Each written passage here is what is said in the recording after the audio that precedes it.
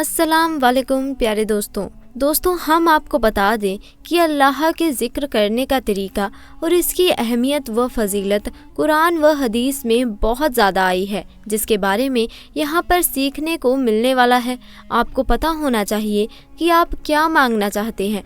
आपको जो भी चाहिए अल्लाह पाक से दिल खोल कर मांगिए, उस चीज़ को एकदम दिल से और सुकून से मांगिएगा। प्यारे दोस्तों, आज का जो वाक़या है कि एक मुस्लिम शख्स को गैर मुसलमानों ने जहाज़ से समंदर में फेंक दिया। उसके बाद उसके साथ क्या मौजिज़ा हुआ, जिसको सुनकर आप भी हैरान व परेशान हो जाएंगे। इसीलिए आप इस वीडियो को आखिर तक ज़रूर देखिएगा। दोस्तों, एक समुद्री जहाज़ जिस पर काफ़ी बोझ था, तिजारत का सामान और ताजिर उस जहाज़ के ऊपर सवार थे। अब सफ़र के दौरान समंदर में तूफ़ान की वजह से जहाज़ हिचकोले खाने लगा और बिल्कुल डूबने की कगार पर हो गया। तो जहाज़ के कप्तान ने एक तफजीज सबके सामने पेश की कि देखिए, जहाज़ के ऊपर बोझ बहुत ज़्यादा हो गया है। अब हम सबको ज़िंदा रहना है तो आप लोगों का कुछ सामान समंदर में फेंक दिया जाए तो जहाज़ थोड़ा हल्का हो जाएगा और हम आसानी के साथ किनारे लग जाएंगे, क्योंकि हमारी जानें ज़्यादा कीमती हैं सामान के मुकाबले में। सबने कप्तान की बात पर इत्तेफाक किया और सब ने कहा कि एक जो सौदागर है, यानी एक जो ताजिर है, वो बिल्कुल नया है और वो काफ़ी सामान अपने साथ लेकर आया है। उसका सामान फेंक दिया जाए समंदर में तो इससे हम सब डूबने से बच जाएंगे, और उसका सामान जितना है अगर उतना फेंक दिया जाए तो हमारा जहाज़ आसानी के साथ किनारे लग जाएगा।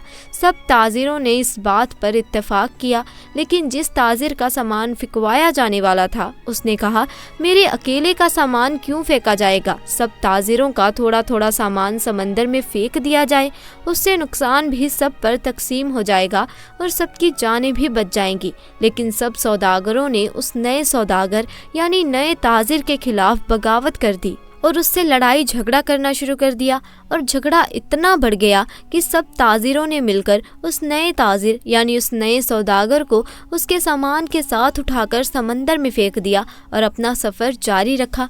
ताजिर को तो समंदर में फेंक दिया गया। वो ताजिर बहुत देर तक लहरों से लड़ता रहा, आखिरकार थक कर बेहोश हो गया। लेकिन कुछ देर के बाद जब वो होश में आया तो उसे मालूम हुआ कि समंदर की लहरों ने उसे किसी वीरान और नामालूम जजीरे पर लाकर किनारे कर दिया है।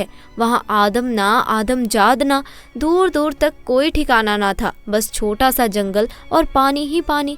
दोस्तों, सौदागर बड़ी मुश्किल से उठा, सांस ली, यहाँ तक कि वो चल भी नहीं पा रहा था।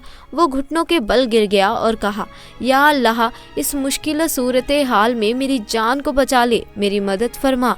कई दिन वहाँ पर ताजिर के गुजर गए। उस दौरान ताजिर ने दरख्त के फल खाए, खरगोश का शिकार करके उसे अपना गुजारा किया। उसको कहीं मीठी नदी का पानी मिल गया, वो वहाँ से पानी पीता। रात की सर्दी और दिन की गर्मी से बचने के लिए सौदागर ने जंगल से लकड़ियाँ काट काट कर एक छोटी सी झोपड़ी बनाई, ताकि ठंडी और गर्मी से अपने आप को बचा सके।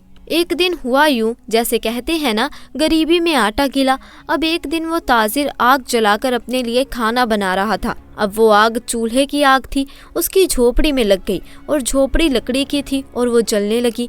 बचाने की बहुत कोशिश की, लेकिन थोड़ी ही देर में पूरी झोपड़ी जलकर खाक हो गई। अब सौदागर बिल्कुल ज़मीन पर बैठा था और आसमान की तरफ देखकर कहने लगा, या अल्लाह, क्यों मेरे साथ ही क्यों सारी मुसीबतें, सारी आजमाइशें मेरे साथ ही क्यों। हम लोग भी अक्सर शिकायतें करते हैं कि मेरे साथ ही ऐसा क्यों है, ये आजमाइश मेरे साथ ही क्यों है, ये मुसीबतें मुझ पर ही क्यों आ रही हैं। ऐसे ही उस ताजिर ने भी कहा, या अल्लाह, एक तो मुझे गलत तरीके से समंदर में फेंक दिया गया, अब ये छोटी सी झोपड़ी मैंने बनाई थी, या अल्लाह, तूने इसको भी जलाकर राख कर दिया। या अल्लाह, मेरे पास अब कुछ भी नहीं बचा, मैं इस जगह पर अजनबी हूँ, तन्हा हूँ। या अल्लाह, ये आफतें मुझ पर ही क्यों आ रही हैं। ऐसी बहुत सारी शिकायतें उस सौदागर ने अल्लाह की बारगाह में की और गम के मारे वो भूखा ही सो गया। लेकिन सुबह एक हैरत अंगेज वाक़या उसका इंतज़ार कर रहा था। जब वो सुबह उठा तो उसने देखा उसके जजीरे के करीब एक जहाज़ नज़र आया। कुछ लोगों को उसने देखा जो उसे लेने के लिए आए थे, उसकी मदद करने के लिए आए تھے۔ انہیں دیکھ کر وہ بڑا حیران ہوا، لیکن اس سے زیادہ تو وہ خوش تھا، کیونکہ اس کے لیے تو زندگی آ گئی تھی، اس کی جان جیسے بچ گئی تھی۔ وہ جلدی سے اس جہاز پر سوار ہوا۔ خوشی کی شدت سے اس سوداگر کو یقین نہیں آ رہا تھا کہ وہ چل رہا ہے اور جہاز والے اسے بچانے کے لیے آئے تھے۔ اس انجان جگہ پر تو کوئی بھی یقین نہیں کر پا رہا تھا کہ آخر میرے پاس یہ لوگ کیسے آ گئے، ان کو میرے یہاں ہونے کا پتہ کیسے لگا، انہیں کس نے یہ باتیں بتا دی۔ سوداگر نے ان جہاز والوں سے پوچھا، بھائیوں ایک بات مجھے بتاؤ، تمہیں کیسے پتہ چلا، تم نے مجھے کیسے ڈھونڈا، آخر میرا ٹھکانہ تمہیں کیسے مل گیا؟ یہ تو بالکل انجان اور اجنبی جگہ ہے۔ اس سوداگر کے ان تمام سوالوں کو سن کر جہاز والوں نے جواب دیا، ہم نے یہاں پر دھواں اٹھتا ہوا دیکھا تھا تو ہمیں ایسا لگا کہ کوئی شخص ہمیں اپنی مدد کے لیے پکار رہا ہے، کیونکہ سمندر میں جب کوئی مصیبت میں پھنستا ہے تو وہ اسی طرح سے اشارے دیتا ہے، اور ہمیں ایسا لگا کہ کسی نے یہاں پر آگ جلائی ہے اور دھوئیں کے ذریعے وہ ہمیں مدد کے لیے پکار رہا ہے، ہم تم کو دیکھنے کے لیے یہاں پر آئے۔ یہ سن کر تاجر بڑا خوش ہوا، اللہ کا شکر ادا کرنے لگا اور اس نے اپنی کہانی سنائی۔ بلکہ ان لوگوں نے پوچھا، تمہارے ساتھ کیا کیا ہوا؟ تو اس نے بتایا کہ شاگردوں نے ناجائز طریقے سے اسے اٹھا کر جہاز سے باہر پھینک دیا، سمندر میں اس کا سامان بھی پھینک دیا گیا۔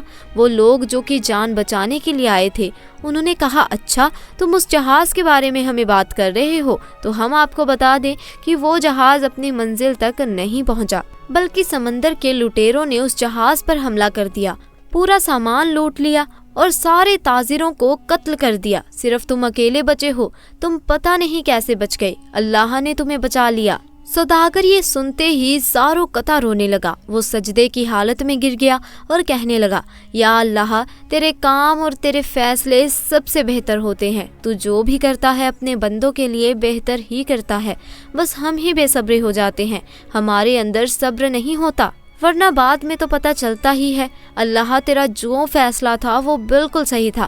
میرے بھائیوں اور بہنوں اور دوستوں، اگر آپ کی حالت بگڑ جائے تو آپ ڈرے نہیں، آپ خوف زدہ نہ ہوں، بس اتنا یقین رکھیں کہ خدا کی ہر چیز میں حکمت ہوتی ہے۔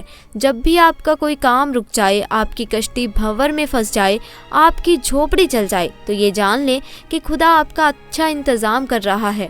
دوستو، اگر آپ اپنے دل کو سکون دینا چاہتے ہیں اور دنیا و آخرت کے لیے عافیت چاہتے ہیں تو صرف اللہ کا ذکر کریں، کیونکہ یہ ہماری شیطان سے حفاظت فرماتا ہے اور ہمارے نفس کو پاکیزگی دیتا ہے۔